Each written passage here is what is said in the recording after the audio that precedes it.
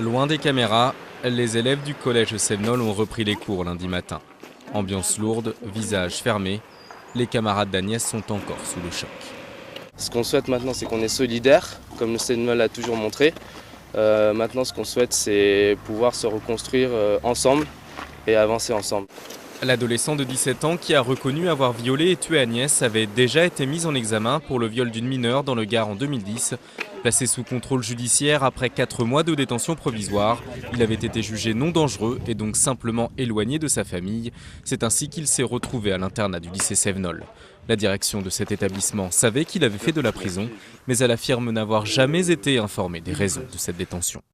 La question qui est posée, c'est celle du diagnostic qui a été fait.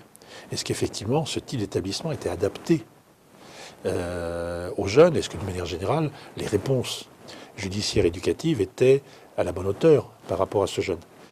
Ces réponses, le gouvernement essaie aujourd'hui de les apporter dans l'urgence. Pour François Fillon, qui a convoqué une réunion à Matignon, la prévention de la récidive doit être une priorité absolue des services de l'État. De son côté, le ministre de la Justice a ordonné l'ouverture d'une enquête. On voit bien que parfois peut-être une seule expertise peut être faillible et qu'il faut qu'on organise mieux l'évaluation de la dangerosité, au moins dans les affaires les plus graves, et ça fera l'objet de la loi de programmation qui sera présentée au Conseil des ministres la semaine prochaine. Des réponses qui ne convainquent pas l'opposition.